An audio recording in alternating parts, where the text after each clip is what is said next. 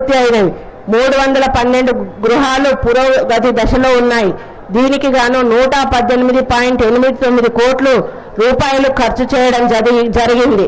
2168 2 పడకల గదుల గృహాలను గాను 1782 గృహాలను అర్హత కలిగిన లబ్ధిదారులకు కేటాయించడం జరిగిందని ఈ సందర్భంగా తెలియజేస్తా ఉన్నాను. అటవీ శాఖ జిల్లాలో 3460 హెక్టార్ల అటవీ ప్రాంతం విస్తరించి ఉన్నది.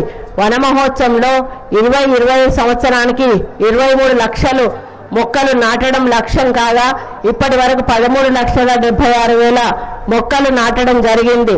జిల్లాలో 24-25 సంవత్సరంలో 957 హెక్టార్లలో అడవులను పునరుద్ధరించడం జరిగింది.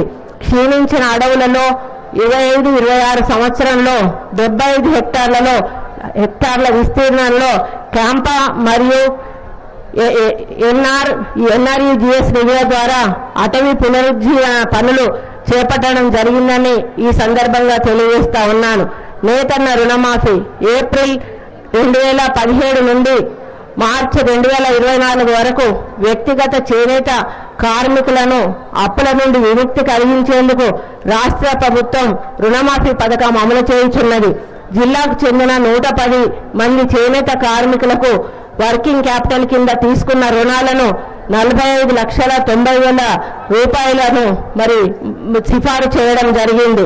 చేనేత మరియు జౌళి శాఖ నేతలకు భద్రత పథకం కింద 18 సంవత్సరాల నుండి 59 సంవత్సరాల వయసు గల చేనేత కార్మికులు మరణించినట్లయితే వారి నామినీకి LIC ద్వారా 5 లక్షల రూపాయల ఎక్స్గ్రేషియా అందించడం జరుగుతుంది.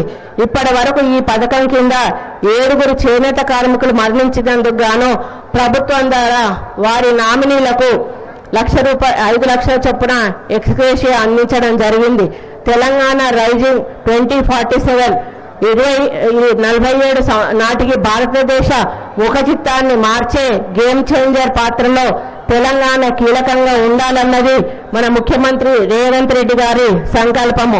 ఆ సంకల్పానికి దార్శనికత మాత్రమే తెలంగాణ రైజింగ్ 2047 2035 నాటికి $1 ట్రిలియన్ ఆర్థిక వ్యవస్థగా 2047 నాటికి $3 ట్రిలియన్ ఆర్థిక వ్యవస్థగా తెలంగాణను మార్చే మహత్తర లక్ష్యపత్రంగా తెలంగాణ రైజింగ్ 2047 ఉంటుంది అని చెప్పడానికి నేను గర్వపడతా ఉన్నాను. ఇది కేవలం ప్రణాళిక కాదు, ప్రపంచ వేదికపై తెలంగాణను సగర్వంగా నిలబెట్టే సంకల్పం. రాష్ట్రాన్ని అన్ని రంగాల్లో ముందుకు తీసుకువెళ్తున్నటువంటి శ్రీయుత గౌరవనీయులైన ముఖ్యమంత్రి వారిలో శ్రీ యనమల రేవంత్ రెడ్డి గారికి జిల్లా సర్వతోముఖాభివృద్ధికి నిర్మాణాత్మక సహకారం సూచనలు అందిస్తున్నటువంటి గౌరవ పార్లమెంటు సభ్యులు, గౌరవ శాసన మండలి సభ్యులు, గౌరవ శాసనసభ్యులు, గౌరవ స్థానిక ప్రజాప్రతినిధులు, జిల్లా ఉన్నతాధికారులు, పోలీసు సిబ్బందికి, న్యాయాధికారులకు, స్వతంత్ర సమరయోధులకు, తెలంగాణ ఉద్యమకారులకు, స్వచ్ఛంద సంస్థలకు, జర్నలిస్టులకు, జిల్లా ప్రజలకు ప్రతి ఒక్కరికి కూడా పేరు పేరున నా హృదయపూర్వక ధన్యవాదాలు తెలియజేస్తా ఉన్నాను. జై హింద్, జై తెలంగాణ. ఈ రకంగా